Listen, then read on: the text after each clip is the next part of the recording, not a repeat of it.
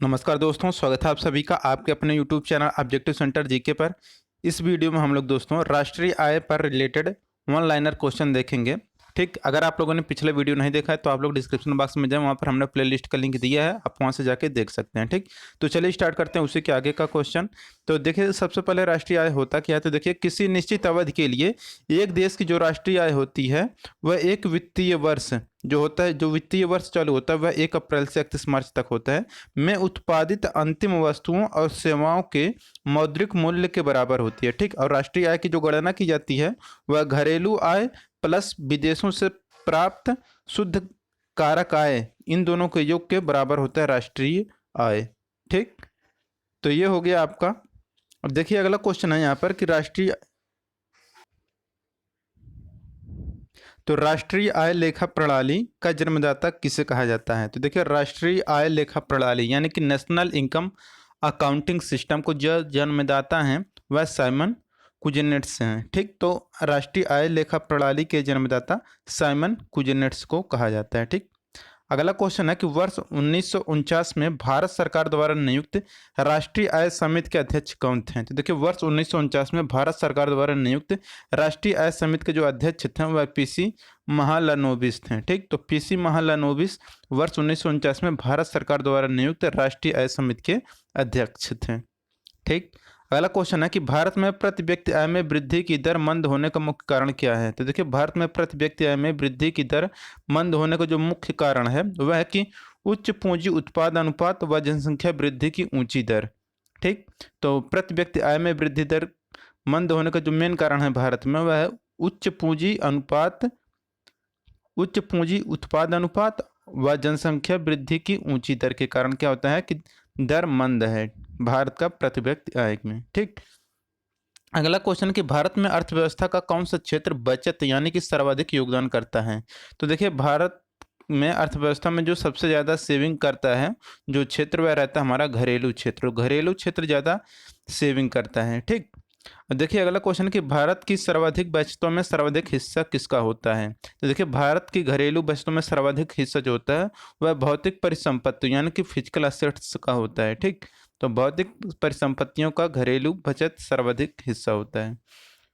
वर्तमान में भारत के किस राज्य में प्रति व्यक्ति आय सबसे कम है। तो देखिए, वर्तमान में भारत के जिस राज्य में प्रति व्यक्ति आय सबसे कम है वह है बिहार। ठीक, तो बिहार में प्रति व्यक्ति आय सबसे कम है। और देखिए यहाँ पर है कुछ इंपॉर्टेंट चीज, जैसे कि भारत में सर्वप्रथम राष्ट्रीय आय की जो गणना किए थे वह दादा भाई नौरोजी ने किया था वर्ष 1867 और 68 ईस्वी में। ठीक, और उनकी जो पुस्तक थी दादा भाई नौरोजी की वो था poverty and un British rule in India, और इसमें इन्होंने बताया था कि जो प्रति व्यक्ति आय है वह 20 रुपये। ठीक, तो उस समय जब ये गणना किए थे 1867-68 में तो इन्होंने प्रति व्यक्ति आय 20 रुपये बताए थे। ठीक, और ये इसका जो जिक्र है वह poverty and British rule in India में किए हैं अपने बुक में। ठीक, अगला क्वेश्चन है यहाँ पर कि वर्तमान में किस राज्य में औसत प्रति व्यक्ति आय सर्वाधिक है। तो सबसे कम हमने आपको बता ही दिया है वो है आपका बिहार, लेकिन यहाँ पर सर्वाधिक की बात करेगा तो वो है आपका गोवा। तो वर्तमान में जिस राज्य में औसत प्रति व्यक्ति आय सर्वाधिक है वह है गोवा। ठीक, अगला क्वेश्चन कि भारत में राष्ट्रीय आय समांकों का आकलन किसके द्वारा किया जाता है, यानी कि नेशनल इनकम स्कोर का जो आकलन किया जाता है वह किसके द्वारा किया जाता है। तो वह केंद्रीय सांख्यिकी संगठन के द्वारा किया जाता है। तो ये हो गया आपका। अब देखिए अगला जो क्वेश्चन है वह आपका है कि केंद्रीय सांख्यिकी कार्यालय तथा राष्ट्रीय प्रतिदर्श सर्वेक्षण कार्यालय NSSO का विलय कर किस नई संस्था को स्थापित करने का निर्णय लिया गया है। तो देखिए, केंद्रीय सांख्यिकी कार्यालय तथा राष्ट्रीय प्रतिदर्श सर्वेक्षण कार्यालय का विलय कर नई संस्था जो स्थापित करने का निर्णय लिया गया है वह आपका राष्ट्रीय सांख्यिकी कार्यालय। ठीक, अगला क्वेश्चन है कि हिंदू वृद्धि दर किससे संबंधित है। तो देखिए, यहाँ पर ये क्वेश्चन काफ़ी इंपॉर्टेंट है क्योंकि ये अक्सर एग्जाम में आया करता है कि यहाँ पर देखिए हिंदू वृद्धि दर जो है आपका राष्ट्रीय आय से संबंधित है। ठीक, तो याद रखिएगा ये आपका जो हिंदू वृद्धि दर है आपका राष्ट्रीय आय से संबंध रखता है। ठीक, MCA 21 मिशन मोड प्रोजेक्ट किस केंद्रीय मंत्रालय द्वारा आरंभ किया गया है। तो देखिए, MCA 21 mission mode project company मामलों के मंत्रालय द्वारा आरंभ किया गया है। ठीक, अगला क्वेश्चन है कि एक खुली अर्थव्यवस्था में अर्थव्यवस्था की राष्ट्रीय आय से क्या तात्पर्य है। तो देखिए यहाँ पर एक खुली अर्थव्यवस्था यानी कि ओपन इकोनॉमी में अर्थव्यवस्था की राष्ट्रीय आय से जो तात्पर्य होता है वो रहता है आपका C+I+G+X-M। ठीक, अब यहाँ पर देखिए इनका मतलब क्या है, तो देखिए सकल घरेलू उत्पाद। ठीक, तो सकल घरेलू उत्पाद जीडीपी में अगर हम लोग देखें तो यहाँ पर सी मतलब होता है आपका उपभोग, आई मतलब होता है आपका सकल निवेश, और जी मतलब होता है सरकारी व्यय, और यक्स मतलब होता है निर्यात, और माइनस आयात यानी कि एम। ठीक, जहाँ पर सी क्या कंजम्पशन है, इसके बाद आई क्या है ग्रास इन्वेस्टमेंट है, जी क्या है गवर्नमेंट स्पेंडिंग है, यक्स एक्सपोर्ट, यम है इंपोर्ट। ठीक, तो इनके ये सामान्य अर्थ यहाँ पर हिंदी और इंग्लिश में दिए गए हैं। अब देखिए अगला क्वेश्चन है, यहाँ पर देख सकते हैं कि सकल घरेलू उत्पाद यानी कि जीडीपी के आधार पर विश्व की छठी सबसे बड़ी अर्थव्यवस्था कौन सी है। तो देखिए सकल घरेलू उत्पाद यानी कि जीडीपी के आधार पर विश्व में जो भारत की अर्थव्यवस्था यह छठे नंबर पर आती है। ठीक, तो छठा सबसे बड़ी अर्थव्यवस्था जो मानी जाती है जीडीपी के आधार पर वह भारत की है। ठीक, अगला क्वेश्चन है कि मुद्रास्फीति, मुद्रा संकुचन एवं अप्रत्यक्ष कर के प्रभाव को शामिल कर संकलित जीडीपी को क्या कहा जाता है। तो इसे कहा जाता है दोस्तों नॉमिनल जीडीपी। ठीक, तो नॉमिनल जीडीपी यहाँ पर आपका हो जाएगा। अगला क्वेश्चन है कि भारत में सकल घरेलू उत्पाद का सबसे बड़ा भाग किस आर्थिक क्षेत्र से प्राप्त होता है। तो देखिए भारत में सकल घरेलू उत्पाद का जो सबसे बड़ा भाग आर्थिक क्षेत्र से प्राप्त होता है वह आपका सर्विस सेक्टर यानी कि तृतीय क्षेत्र यानी कि सेवा क्षेत्र से प्राप्त होता है।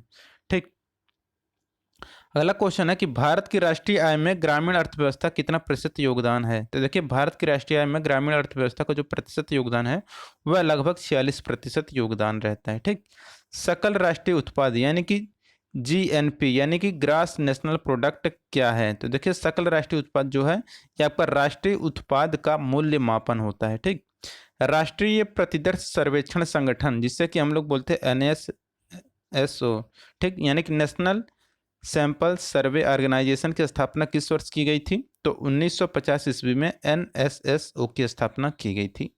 ठीक, अगला क्वेश्चन है कि राष्ट्रीय सांख्यिकी आयोग जिसे कि नेशनल स्टैटिस्टिकल कमीशन की स्थापना किस समिति की अनुशंसा पर स्वीकार की गई थी। तो सी रंगराजन समिति की अनुशंसा पर राष्ट्रीय सांख्यिकी आयोग की स्थापना की गई थी। ठीक, जीडीपी आंकड़ों में आधार वर्ष 2004-5 को बदलकर कौन सा नया आधार वर्ष बनाया गया है। तो देखिए अगर जीडीपी आंकड़े की बात करेगा यहाँ पर काफ़ी इंपॉर्टेंट चीज़ है यहाँ पर कि जीडीपी आंकड़ों के आधार पर जो आधार वर्ष 2004 और 5 था इसको बदल करके वर्ष 2011 और 12 कर दिया गया है। लेकिन यहाँ पर अगर बात करें CSO केंद्रीय सांख्यिकी कार्यालय द्वारा CSO द्वारा राष्ट्रीय आय की गणना के लिए जो आधार वर्ष 2011 और 12 था इसे बदल करके वर्ष 2017-18 प्रस्ताव करने का प्रस्ताव है। ठीक, तो ये भी आपका इम्पोर्टेंट था।